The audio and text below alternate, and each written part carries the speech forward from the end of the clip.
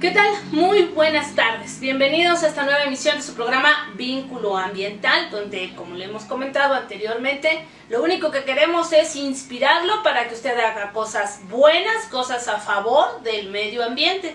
Mi nombre es Katia Cid y le doy la más cordial bienvenida. Además, agradezco a la Universidad Pedro de Gante de Monterrey, Nuevo León, y a su rector, el maestro Fernando Garza, por la oportunidad de tener este espacio. También agradecemos muy sinceramente al director de Radio UPG, el licenciado Enrique Sánchez. Y bueno, pues le recordamos los medios por los que usted puede acceder a esta transmisión y también a otros modos de comunicación que tenemos para usted.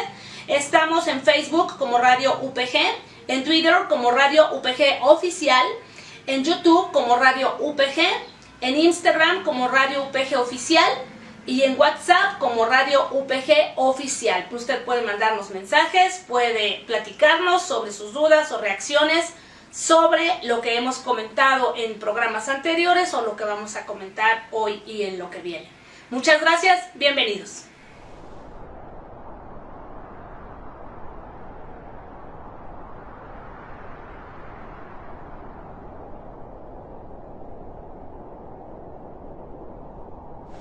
Bueno, pues después de que ya le hemos dado la bienvenida a esta nueva emisión, vamos a platicar nuevamente retomando, ¿qué le parece a usted el tema que estábamos la semana pasada comentando acerca del cambio climático?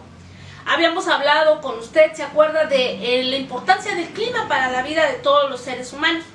Déjeme comentarle ahora que el cambio climático es algo real y además es un fenómeno natural. A través de la historia de nuestro planeta han existido diversos periodos de cambio climático donde las temperaturas han descendido o, como en este caso, ahora en este momento de la historia del planeta, pues las temperaturas están aumentando. Entonces, podríamos decir que el fenómeno del cambio climático no es un tema del que pudiéramos asustarnos y creer que es resultado de las actividades de los seres humanos. Casi muchas personas se han convencido de eso y consideran que es un proceso natural. Nada más que hay un pequeño, gran detalle que hace la diferencia. La realidad es que en los periodos en la historia de nuestro planeta donde han existido cambios climáticos, estos cambios son poco a poco, son muy lentos, graduales. Esto significa que todos los ecosistemas del mundo han tenido tiempo para adaptarse a estos cambios o que los efectos han sido muy pequeños, casi imperceptibles y han permitido que la vida se siga desarrollando de una o de otra forma. En este momento, para nosotros en la historia del planeta, hemos visto que a partir de 1880, que es el año en que se empieza a registrar formalmente la temperatura en todo el mundo, ahí es como se ha observado que ha estado aumentando de forma exacerbada la temperatura en todo el planeta en un valor promedio. Este valor promedio ha permitido entonces también a los científicos estudiar cómo podría afectar que el clima, el calor, siga subiendo de forma muy rápida y cómo esto afectaría a todos los diferentes ecosistemas del planeta. Esto es lo que realmente nos afecta, lo que se conoce como calentamiento global. Ese es realmente el problema. El cambio climático, entonces, repito, es un proceso natural que ha sucedido antes y muy seguramente sucederá después. Pero el problema es que este cambio está acelerado y entonces ahora, ¿qué hace? Genera un calentamiento en todo el mundo. Eso es a lo que le llamamos calentamiento global. Y el calentamiento global sí es un serio problema para todos los ecosistemas, para todos los seres vivos. ¿Y qué cree? Que sí, somos los seres humanos los que hemos generado este acelerado calentamiento global. Usted sabe, porque nos lo han comentado desde hace muchísimo tiempo, que la historia del desarrollo de la humanidad se divide prácticamente en tres grandes eras: la era agraria, la era industrial y la era postindustrial. La era agraria era cuando lo que hacíamos nosotros como seres humanos era vivir de la explotación de la tierra, es decir, sembrábamos o cultivábamos, hacíamos intercambio de frutos, flores, semillas, o también había crianza de animales, pero en general todo era ese tipo de trabajo que permitía la subsistencia de los seres humanos. Después, cuando termina esta era agraria, que duró muchísimos siglos, entonces entra la era industrial. Como usted recuerda, pues la era industrial está marcada por lo que se conoce como la explotación del hombre por el hombre, porque ahora entonces existen fábricas a donde la gente va a trabajar, se desarrolla el concepto del obrero, y allí es donde se sitúa el principio de nuestro actual problema con el calentamiento global. Poco a poco vamos a seguir platicando con usted sobre este tema, pero es importante que entonces yo le invito a que recuerde cuáles eran las actividades que usted puede imaginar que pertenecían a la era agraria y cuáles son las actividades que están relacionadas, asociadas o encadenadas con la era industrial, que es de allí donde empezamos a hacer una transformación de todos los ecosistemas, del ambiente, de la atmósfera incluso, y que nos lleva ahora a esta situación bastante compleja a la que llamamos calentamiento global.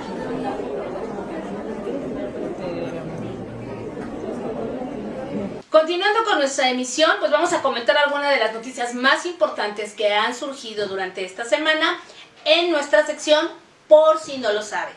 Estas noticias, claro que están referidas sobre el medio ambiente.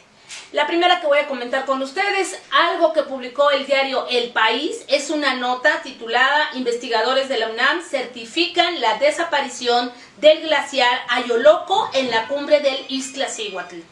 La extinción es otro ejemplo de la acelerada pérdida de las masas de hielo de las montañas en México. En las próximas décadas, los glaciares mexicanos desaparecerán irremediablemente, advierte la placa. Lo que sucedió en esta semana es que a una altura de 4.626 metros sobre el nivel de la Ciudad de México se encuentra una de las puntas de la cadena montañosa conocida como el Iztaccíhuatl, que está justo a un lado del volcán Popocatépetl, que es un volcán con un cierto nivel de actividad. Pero esta cadena montañosa es conocida como Iztaccíhuatl o Mujer Dormida, y en sus cumbres en todas ellas había en total 11 glaciares. La nota que estamos leyendo, que pertenece a Beatriz Guillén, y que, como le decía, publicó El País, esta nota habla de que ya se han perdido 5 de esos 11 glaciares.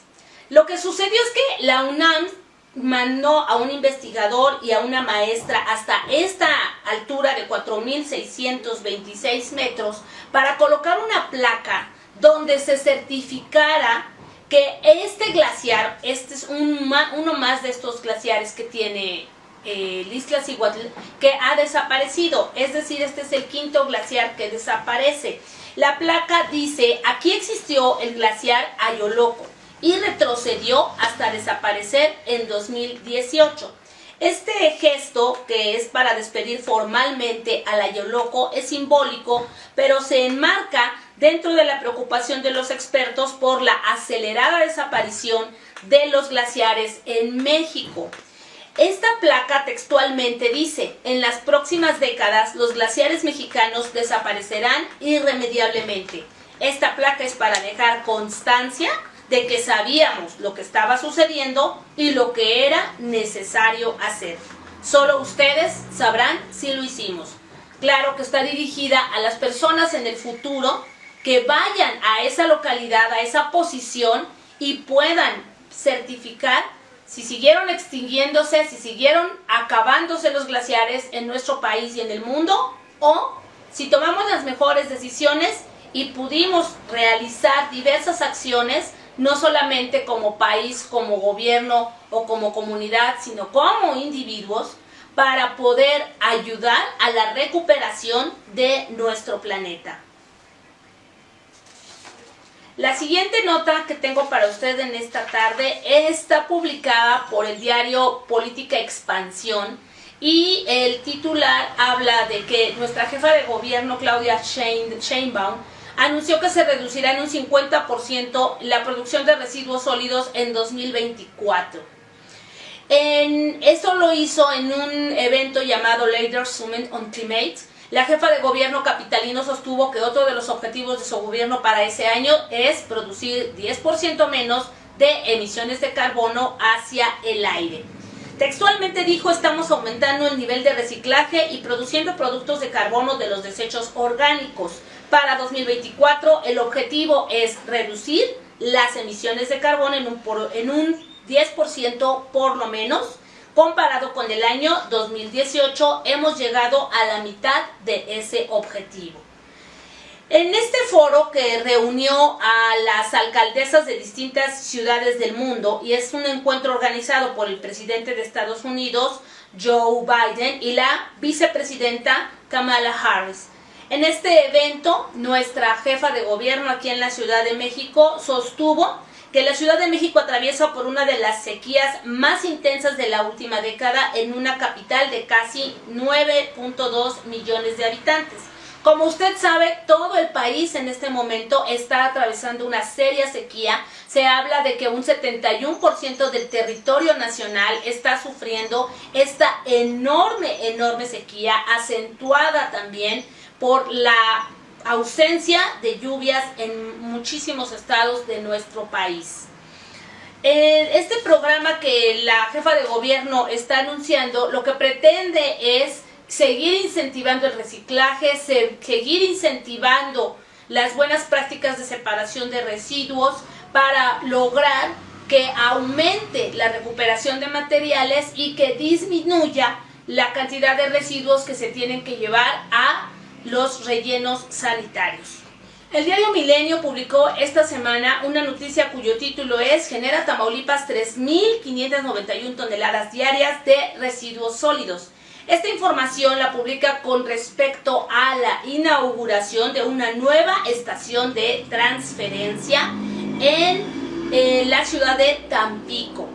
Aquí nos habla esta nota de que José Raúl Priego Carrillo, socio y director comercial de Ecotec, señaló que la creación de esta estación cumple con la normatividad vigente y garantiza un manejo responsable y eficiente de los residuos sólidos urbanos. Una estación de transferencia, si me permite comentarlo, es un espacio que está preparado para poder recibir los residuos que se van recolectando de colonias o de comunidades y traspasarlos, transferirlos de camiones pequeños a grandes camiones para poderlos llevar a un relleno sanitario. Pero en este caso, esta unidad de estación de transferencia tiene la característica de que van a compactar los residuos. Como van a compactar los residuos, entonces, cuando hacen la transferencia del camión que recolectó originalmente hacia los camiones que van a ir al relleno sanitario, van a beneficiar porque la basura va a estar compactada, va a ocupar menos espacio y entonces va a poder transportarse más toneladas en menos viajes.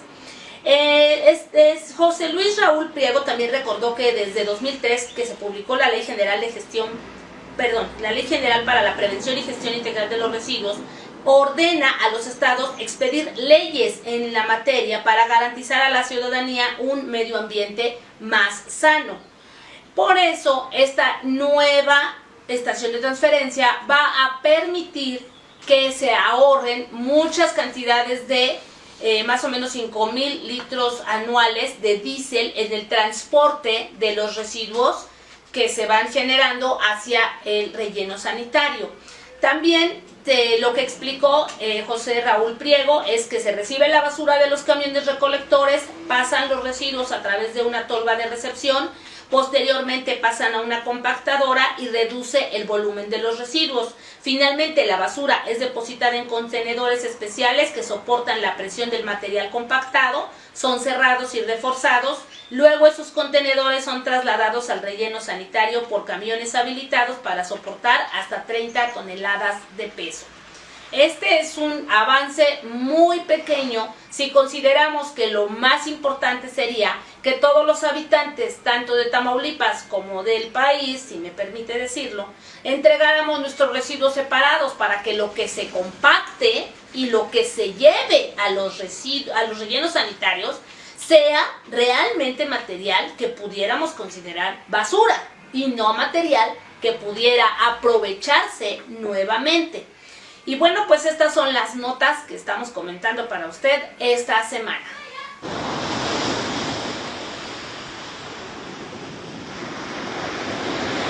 Bueno, pues continuando con nuestro programa, tenemos en esta tarde en su sección El que sabe, sabe, pues una invitada muy especial. Ella es de una organización muy importante en el queridísimo Acapulco Guerrero y el nombre de su organización es Habla Bien de ACA.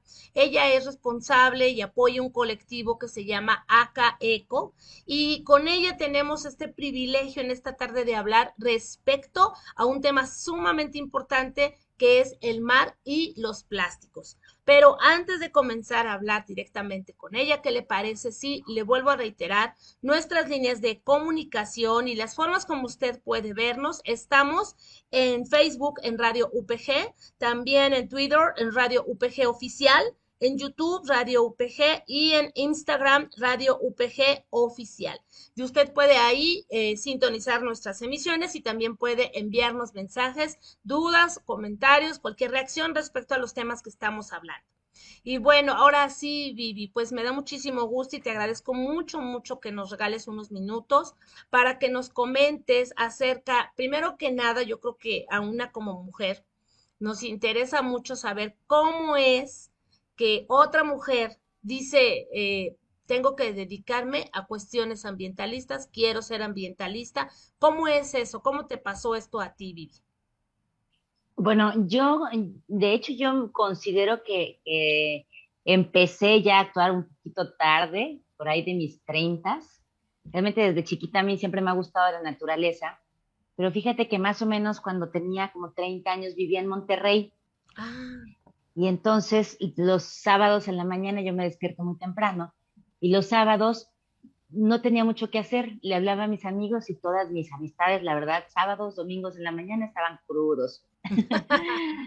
Entonces me aburría y entré por casualidad a una organización que se llama Reforestación Extrema y nos ah, íbamos todos los sábados del año a reforestar. Íbamos desde parques hasta algunas cañadas.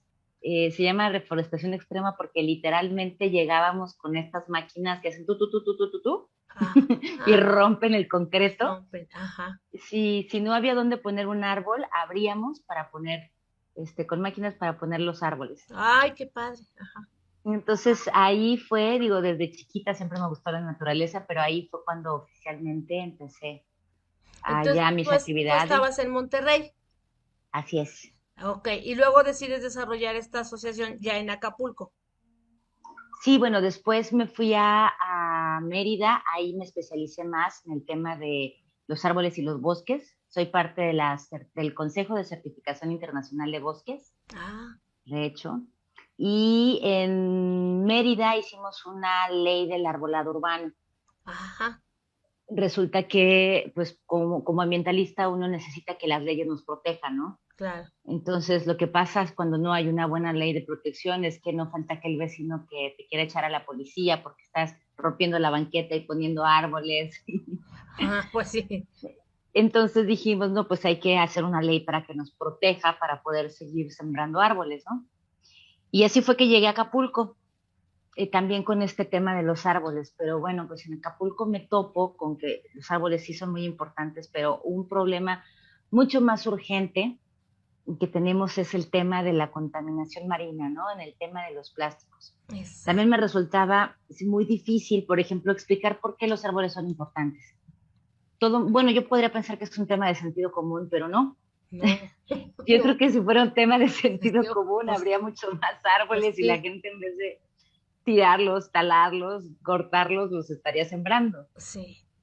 Entonces, pues después de unos 4 años más o menos, pues tratando de explicar por qué la importancia de los árboles, me topo con que es un tema muy difícil. Pero cuando llego ya a Acapulco, pues el tema de la contaminación marina, el entender que los plásticos no son buenos, resulta que es un tema que sí le hace clinch a la gente. Ajá, Le dices una vez, le explicas un poco el daño y la gente sí reacciona. ajá. O sea, sí, sí es, para empezar es un tema que depende de todos, Ujú, absolutamente. claro. No, no hay alguien que pueda decir, soy ajeno a la contaminación plástica, Y ¿no? fíjate que también yo he observado que mucha gente que no vivimos en zonas costeras, a veces nos cuesta trabajo entender que nosotros también estamos relacionados con la contaminación en los mares y que a veces nos cuesta trabajo comprenderlo, pero se ha demostrado por lo menos que basura de la ciudad de aquí, de la Ciudad de México, puede llegar a playas, han encontrado residuos de cosas que solamente se venden aquí en la Ciudad de México, lo han encontrado en diferentes playas de diferentes lugares de nuestro país y hasta del mundo. Entonces, ahí por eso a mí me gustaría mucho preguntarte, Vivi, la gente eh, cuando viaja a estos lugares tan hermosos como en el caso de Acapulco, muchas veces la gente considera que es responsabilidad solamente de los que viven allí cuidar el lugar.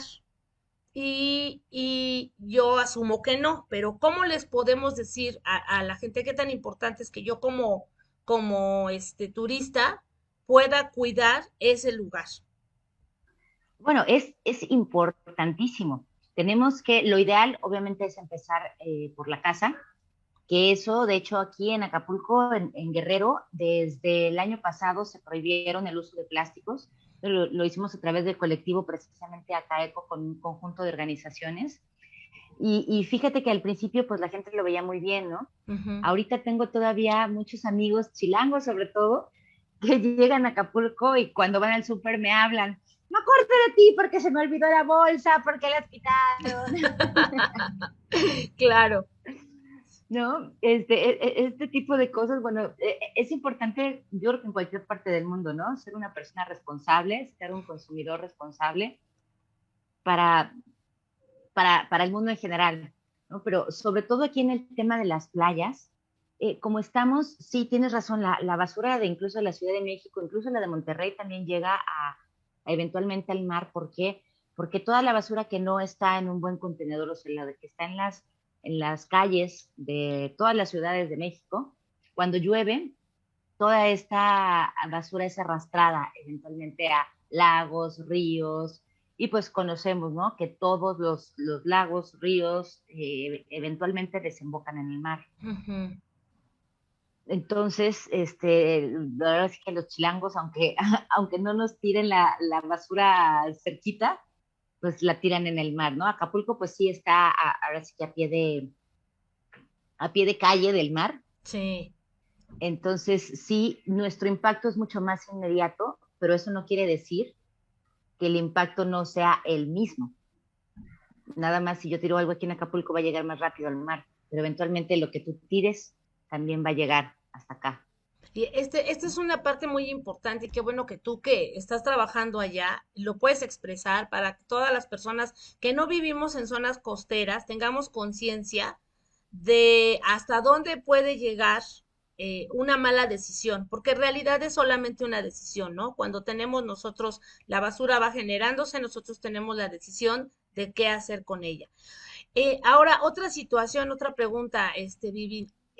En este momento, ¿tú piensas que nuestro país está haciendo realmente cosas importantes para mitigar o minimizar, resolver de alguna forma este problema del plástico en el mar? Híjole, pues estamos en proceso de, eh, y estamos en proceso de porque hay lugares y hay ciudades que sí están trabajando mucho en el tema de la comunicación, Ajá. que tanto a autoridades, gobiernos, como colectivos que están informando todo el tiempo las consecuencias y cuáles son las alternativas para evitar esta contaminación plástica. Pero si nos vamos un poco más de fondo, lo que necesitamos es, primero que nada, una reforma a la Ley General de Residuos Ajá. para que quede claro este tema de los plásticos de un solo uso, ¿no? Los plásticos desechables.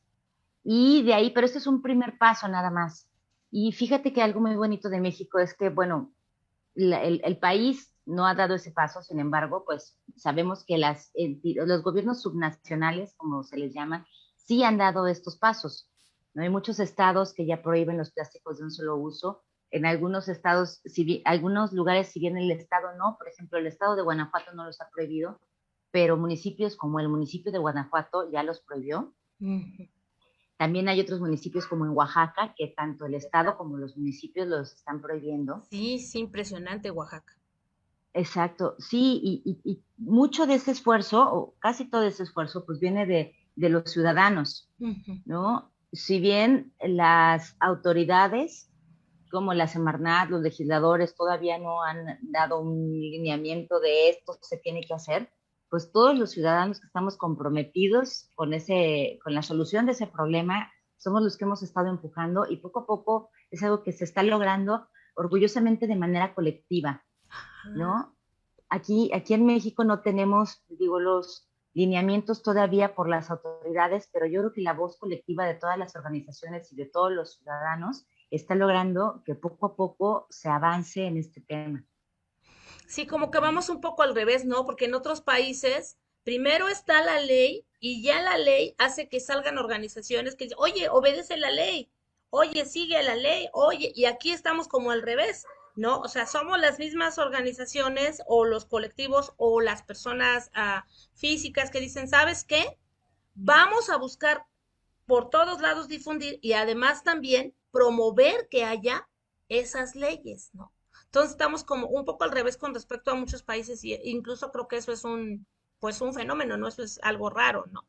Oye, una Sí, pregunta, ajá, sí, sí, de hecho yo creo que es algo que nos debería de sentir orgullosos como claro. mexicanos porque quiero pensar que las leyes son como el resultado de la sabiduría colectiva, Ujú. No, tienes ¿no? toda la razón, ¿no? Tienes toda la razón. Y creo también que todas las personas que se dedican, que todos estos, no quiero sonar como un cliché, pero creo que todas estas personas que son héroes del ambiente, personas que dedican años y años y que no son famosas y que sus nombres no están reconocidos en medios o no salen en medios toda la vida, en fin, pero que son personas que dedican toda su vida a estar apoyando estas causas, en realidad están haciendo cosas muy, muy grandes y que van a repercutir en que las siguientes generaciones tengan un camino que seguir, ¿no? Porque también esta es una situación que no se va a resolver pues ni en esta vida ni en otra vida, o sea, va a tardar muchísimos años, ¿no? Ni en esta generación ni en otra generación van a tardar,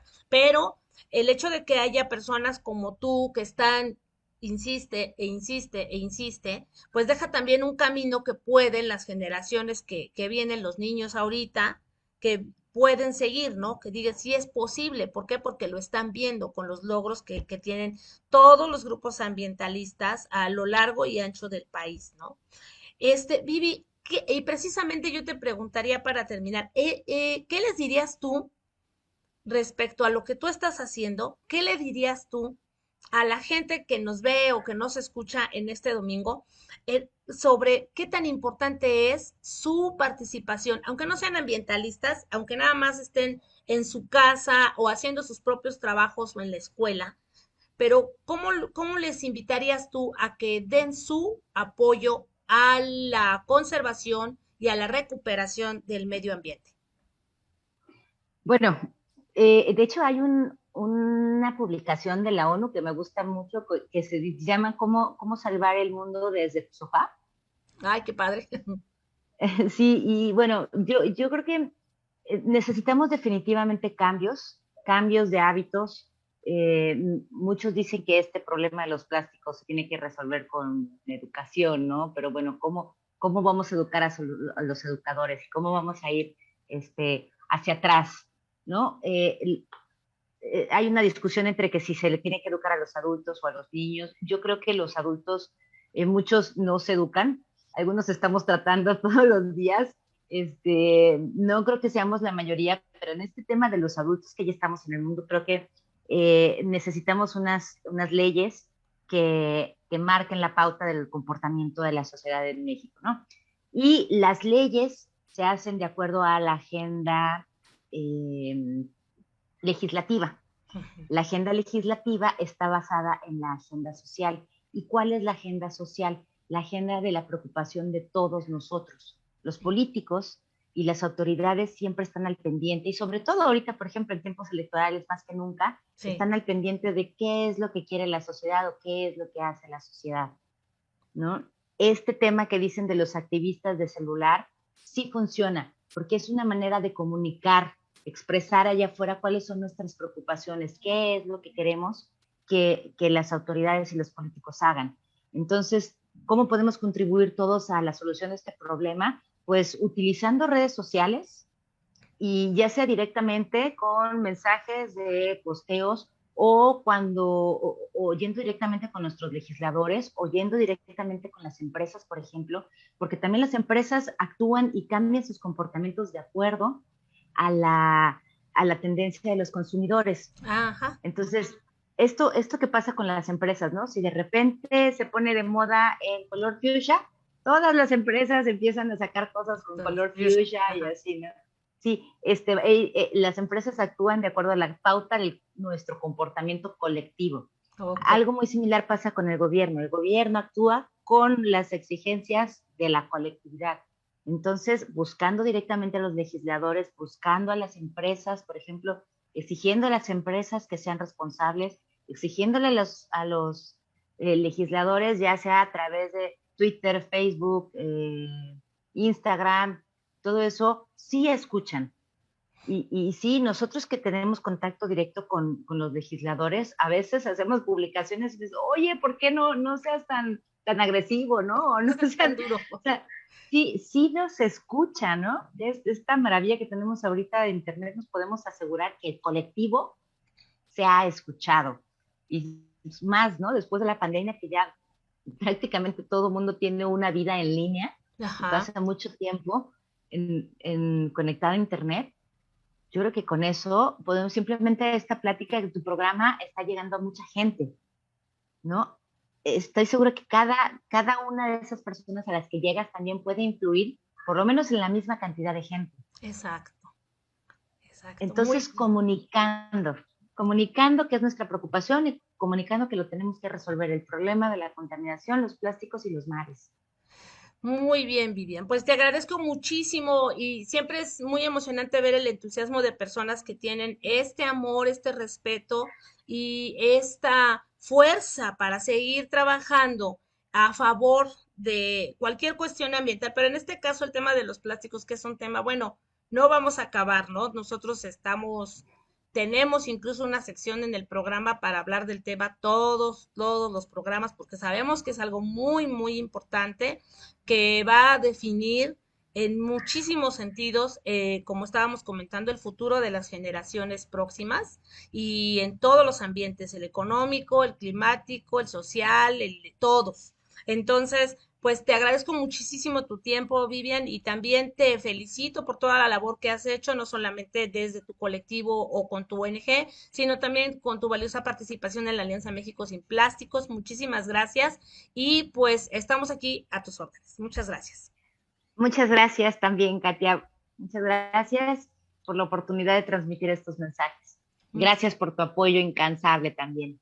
Pues aquí andamos, muy bien. Bueno, pues continuamos, mis amigos, regresamos en un momento, no sin antes agradecerle a la Universidad Pedro de Gante de Monterrey, Nuevo León, y a su rector Fernando Garza por el apoyo para poder realizar y difundir este programa. Igualmente también agradecemos al licenciado Enrique Sánchez por el apoyo y la difusión. Gracias.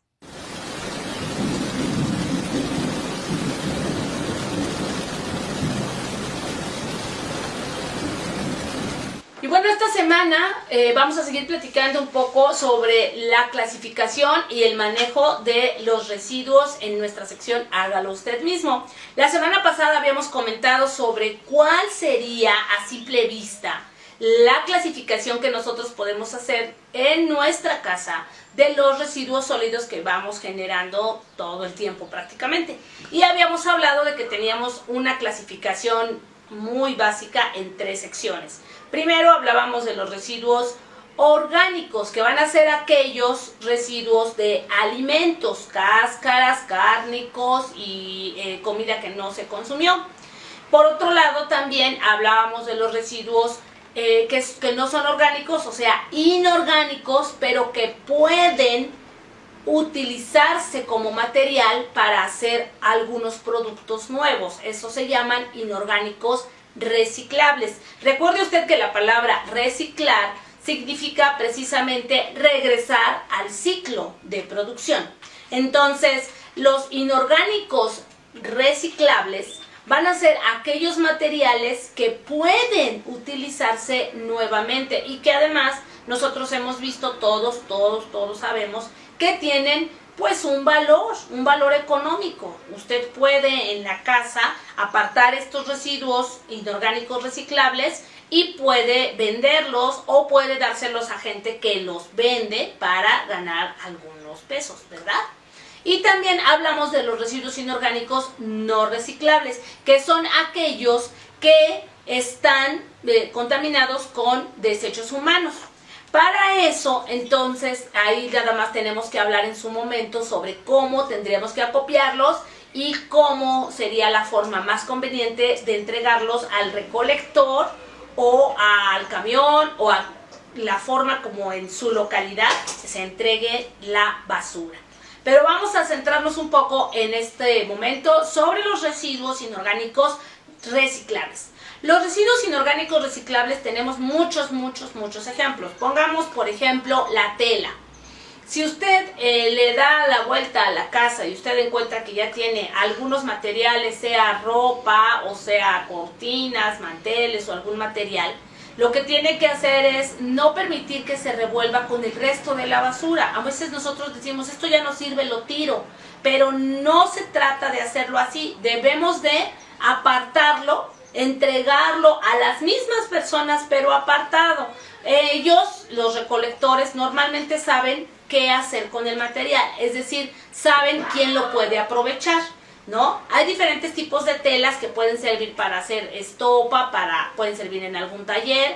Hay otros tipos de telas que pueden servir para alguna tapicería. Y entonces lo que necesitamos nosotros es simplemente no permitir que se contamine. Pensemos ahora, por ejemplo, en el papel bond, el papel que usamos para imprimir. Este material que normalmente son hojas blancas, aunque también ya existen de diferentes colores.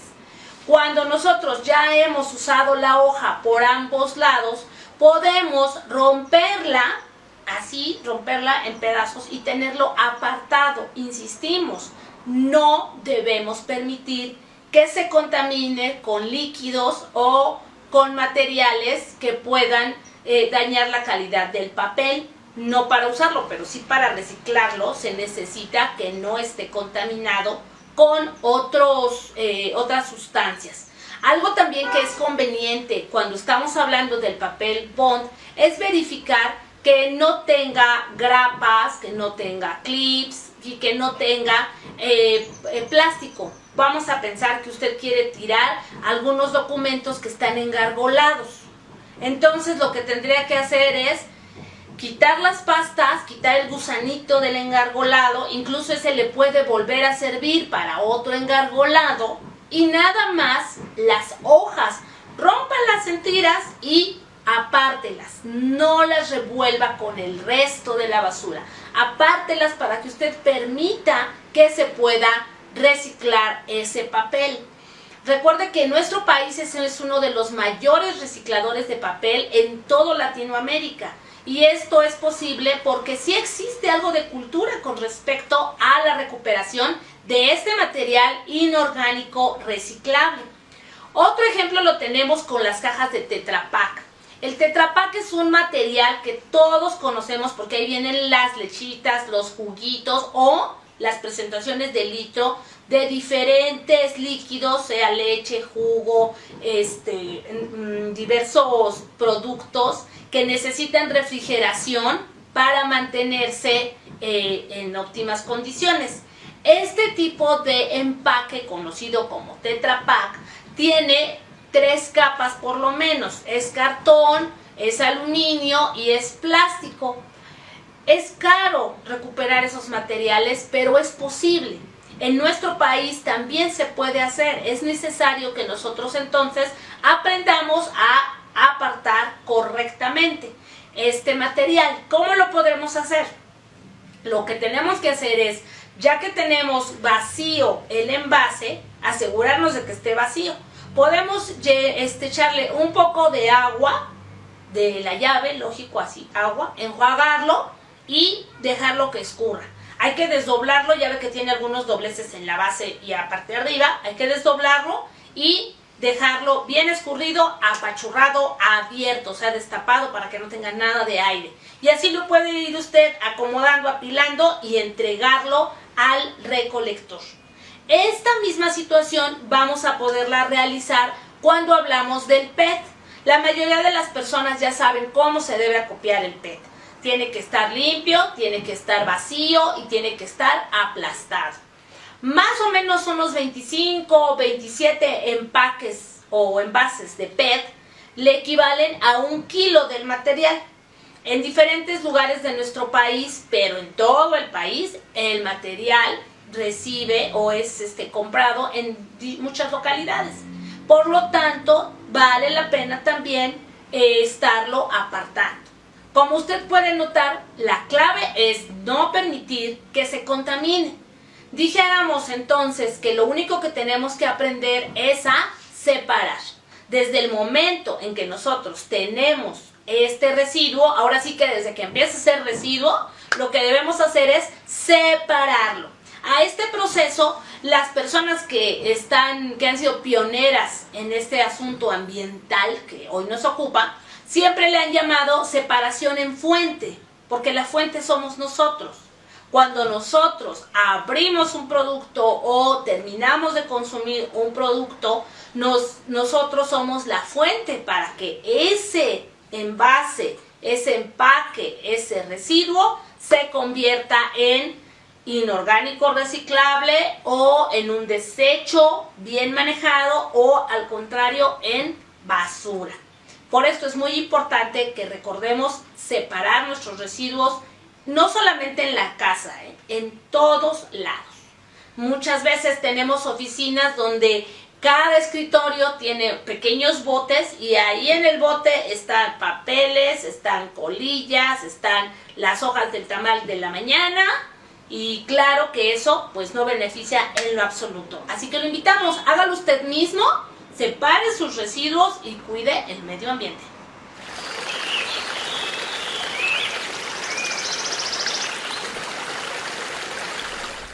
En nuestra sección Inmersión, hoy hablaremos de la historia del reciclaje.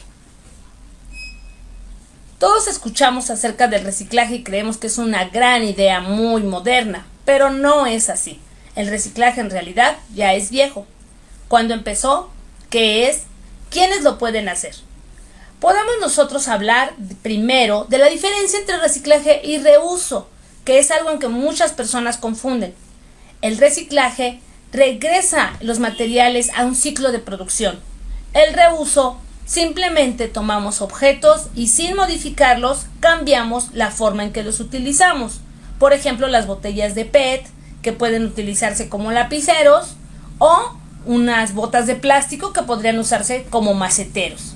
Eso es reuso porque el objeto sigue tal y como se creó originalmente. Es algo muy diferente al reciclaje. El reciclaje es una historia que va comenzando desde hace más de 2 siglos. Se trata precisamente de tomar los materiales que ya han sido usados para ciertos productos, recuperarlos de esos productos y convertirlos en productos nuevos. Es una idea genial que evita que se vuelvan a buscar materias primas vírgenes y aprovecha estos materiales para que ya no sean residuos, sino que puedan seguirse utilizando, regresando al ciclo de producción.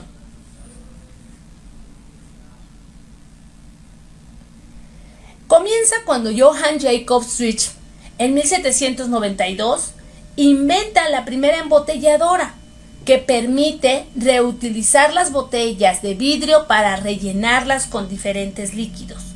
Allí está haciendo reuso, pero esos son los inicios del reciclaje.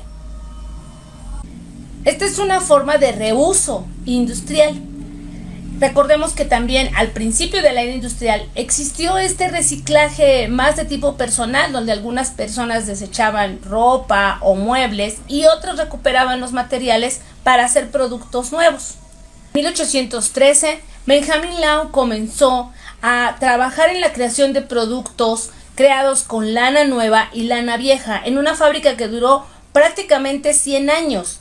Así entonces el reciclaje de material usado y con material nuevo creaba productos que regresaba a la venta, al comercio. Esto sucedió en Inglaterra, en el principio del reciclaje a un nivel industrial. Por otro lado, durante la Gran Depresión de 1929 a 1939, existió lo llamados feed sacks. Estos eran sacos de harina que incluían un diseño, un estampado que permitía que esta tela se utilizara después en la creación de diversos diseños para mujer. Lo increíble era que también venían acompañados de instrucciones donde podían invitar a la compradora de la harina a usar el saquito para crear cortinas, manteles o otro tipo de diseños. Este es un reciclaje diferente. Por otro lado, durante la Segunda Guerra Mundial de 1939 a 1945, se solicitaba a las personas que utilizaban latas de tomate que las regresaran, que las pudieran preparar manteniéndolas en buen estado y limpias, de manera que pudieran utilizarse para crear nuevas municiones para la guerra. Sorprendente, ¿no?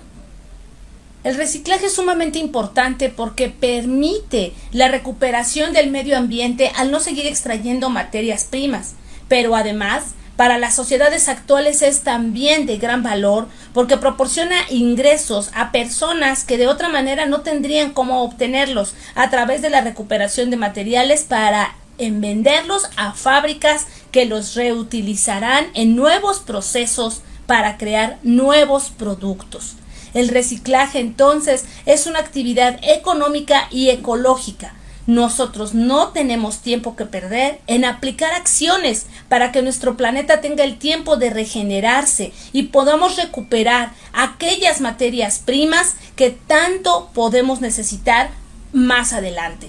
Algunas ventajas del reciclaje son evitar la explotación de recursos naturales, reducir la cantidad de residuos que llegan a los vertederos, ahorrar energía, reducir la contaminación, alargar la vida útil de los rellenos sanitarios y sobre todo también no olvidemos que son una fuente económica en muchos países del mundo para personas que de otra manera no conseguirían empleo. Para nosotros debe ser sumamente importante participar desde nuestra casa, en nuestra vida cotidiana, en actividades que favorezcan el reciclaje para generar beneficios en todos los sentidos para el mundo.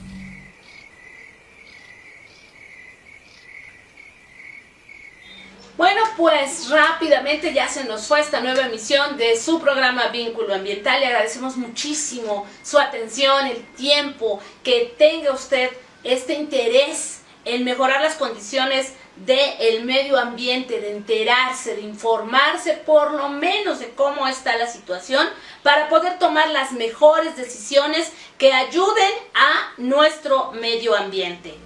Y bueno, pues le doy las gracias a la Universidad Pedro de Gante por el espacio para poder transmitir esta nueva emisión, a su rector, el maestro Fernando Garza, y también le agradezco nuevamente al licenciado Enrique Sánchez, director de Radio UPG, por la oportunidad y el apoyo para la realización de esta emisión.